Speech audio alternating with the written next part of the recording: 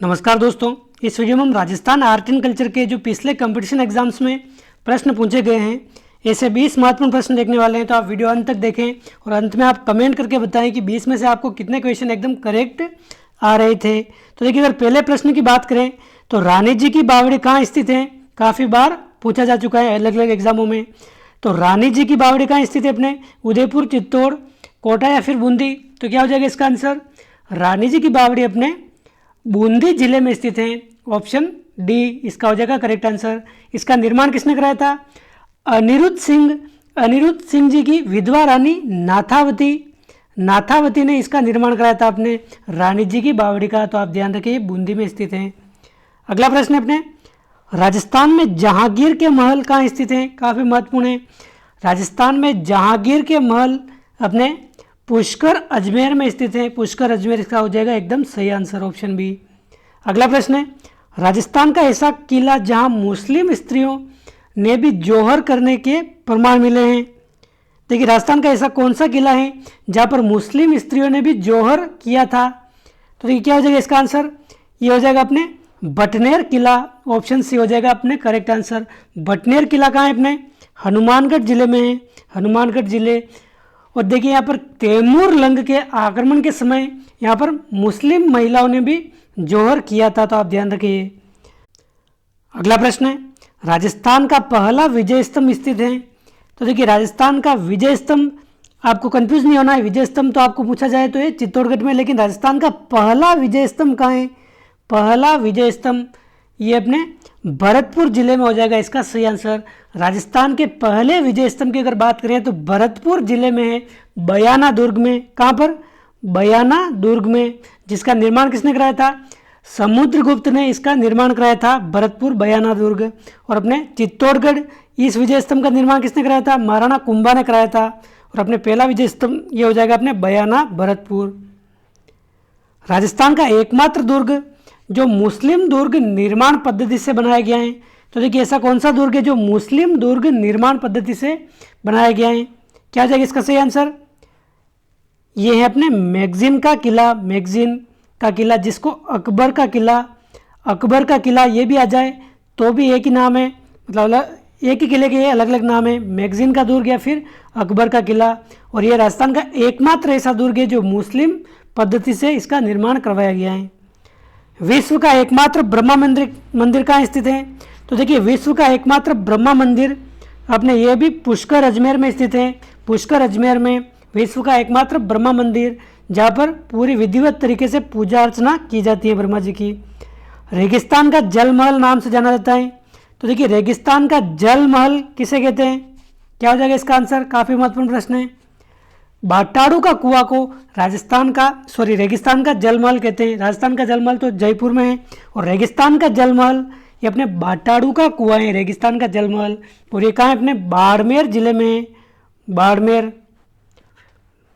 रेगिस्तान का जल महल, बाटाड़ू का कुआं। थानेदार नाथू सिंह की छतरी किस जिले में है। तो देखिए क्या हो जाएगा इसका आंसर, थानेदार नाथू सिंह की छतरी कोटा, बारां, झालावाड़ या बूंदी। तो देखिए इसका आंसर हो जाएगा अपने बारां जिले में, बारां जिला, ऑप्शन बी। और देखिए, थानेदार नाथू सिंह जी की छतरी ये अपने 1932 में कोटा के महाराव उमेद सिंह ने इसका निर्माण कराया था। थानेदार नाथू सिंह डाकुओं से लड़ने के लिए विख्यात है। रामदेव जी के मंदिरों में फहराने वाली ध्वजा को क्या कहते हैं। तो देखिए, रामदेव जी के मंदिरों के ऊपर जो ध्वजा फहराई जाती है उसको क्या कहते हैं, फहरी, नेजा, रिखिया या फिर पतंगी।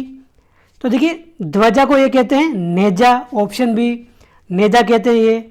और देखिए, रिखिया किसे कहा जाता है, रिखिया रामदेव जी के मेघवाल जाति के जो भक्त होते हैं उनको रिखिया नाम से जानते हैं। गांव गांव भूमि रक्षक देवता के रूप में किन्हें पूजा जाता है। तो देखिए, ऐसे कौन से लोग देवता हैं जिन्हें गांव गांव भूमि रक्षक देवता के रूप में पूजा जाता है। तो ये अपने भोमिया जी हैं, भोमिया जी। ये क्वेश्चन आरएस में भी पूछा जा चुका है, भोमिया जी को भूमि रक्षक देवता के रूप में पूजा जाता है। और देखिए, जो मामादेव हैं, मामादेव, इनको बरसात के देवता के रूप में भी जाना जाता है, बरसात के देवता या फिर गांव के रक्षक और भूमि रक्षक, ये अपने भोमिया जी। अगला प्रश्न है, जाहर पीर नाम से कौन से लोक देवता जाने जाते हैं? देखिए काफ़ी महत्वपूर्ण प्रश्न है। जाहर पीर नाम से ये अपने गोगा जी को जाना जाता है, गोगा जी को जाहर पीर नाम से। तो ऑप्शन सी हो जाएगा अपने सही आंसर। देखिए गोगा जी का जन्म कहाँ हुआ था? ददरेवा गांव चूरू में इनका हुआ जन्म, और इनको जाहर पीर के नाम से भी जाना जाता है। करनी माता की इष्ट देवी कौन सी हैं? तो देखिए करनी माता, इनका मंदिर हमें पता है देशनोक बीकानेर में है, और इनकी इष्ट देवी कौन सी हैं? तेमड़ा राय माता। तेमड़ा राय माता करनी माता की इष्ट देवी हैं, तो आप ध्यान रखें ऑप्शन बी। और देखिए करनी माता को चूहों की देवी के नाम से भी जाना जाता है। चावंड शैली की चित्रकला किसके शासनकाल में प्रारंभ हुई? और देखिए हमने चावंड की बात कल भी की थी। चावंड महाराणा प्रताप ने दिवेर के युद्ध के पश्चात अपनी राजधानी किसे बनाई थी? चावंड को बनाई थी, जो लगभग 28 वर्षों तक मेवाड़ की राजधानी रही। तो चावंड शैली की चित्रकला किसके शासनकाल में प्रारंभ हुई होगी? तो ये अपने महाराणा प्रताप ही इसका हो जाएगा एकदम correct answer, option C Maharana Pratap. ऊंट के खाल पर चित्रांकन किस शैली की विशेषता है? तो देखिए ऊंट के खाल पर यह चित्रांकन किया जाता है, ये अपने बीकानेर शैली की प्रमुख विशेषता है, बीकानेर शैली की। और इसको उस्ता कला के नाम से भी जानते हैं। उस्ता कला आ जाए तो क्या है? ऊंट के खाल पर चित्रांकन किया जाता है, इसको ही उस्ता कला कहते हैं, और ये अपने बीकानेर शैली की प्रमुख विशेषता है। बस्सी की काष्ठ कला किस जिले से संबंधित है? तो देखिए बस्सी की काष्ठ कला अपने चित्तौड़गढ़ जिला हो जाएगा एकदम सही आंसर। सांझी पूजन किसमें लोकप्रिय है? तो देखिए सांझी पूजन सुहागिन स्त्रियां विधवा भीलों में या फिर कुंवारी कन्या में? तो देखिए सांझी पूजन अपने हो जाएगा कुंवारी कन्या में। कुंवारी कन्या में अपने माता गौरी यानी कि पार्वती के रूप में इसका पूजन किया जाता है, तो आप ध्यान रखिए। राजपूतों में डाबरिया प्रथा से क्या तात्पर्य है? तो देखिए डाबरिया प्रथा ये पहले प्रचलित थी अपने राजपूतों में। बंधुआ मजदूर, मृत्यु से संबंधित रस्म, दास दासियां या फिर कन्या विवाह में दहेज में गए दास दासियां, तो क्या होती है अपने डाबरिया प्रथा। ये हो जाएगा अपने जो राजपूतों में पुराने ज़माने में जब कन्या का विवाह होता था, दहेज में दासियां जो देते थे उसको डाबरिया प्रथा कहते हैं। मृत्यु से संबंधित रस्म कौन सी नहीं है? तो देखिए मृत्यु से संबंधित रस्म कौन सी नहीं है इन चारों में? अवसर, पुंसवन, पगड़ी बांधना या फिर पिंडदान। तो देखिए पिंडदान तो अपने है। अवसर को मौसर भी कहते हैं, यानी कि जो 12वां होता है उसको अवसर या मौसर कहते हैं। पगड़ी बांधना जो 12वां दिन होता है, 12वें के दिन मतलब जो बड़ा बेटा होता है उसको जो पगड़ी बांधी जाती है, एक तरह से उसको उत्तराधिकार सौंपना, ये भी अपने मृत्यु से संबंधित रस्म है। लेकिन देखिए पुंसवन ये अपने एक 16 संस्कार में आता है, 16 संस्कार। तो ये अपने इसका आंसर क्या हो जाएगा? ऑप्शन बी पुंसवन, ये अपने मृत्यु से संबंधित रस्म नहीं है। तगड़ी आभूषण कहाँ पहना जाता है? देखिए ये प्रश्न आरएस में भी आया हुआ है, राजस्थान पुलिस में आया हुआ है, पटवारी में आया हुआ है। तो तगड़ी आभूषण कहाँ पहना जाता है? गले में, पैर में, नाक में या कमर में? तो इसका आंसर क्या हो जाएगा?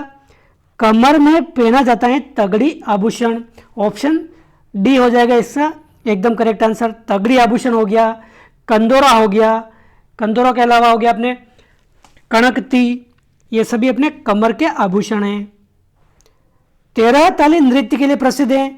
तो देखिए 13 ताली नृत्य अपने रामदेव जी के मेले में किया जाता है।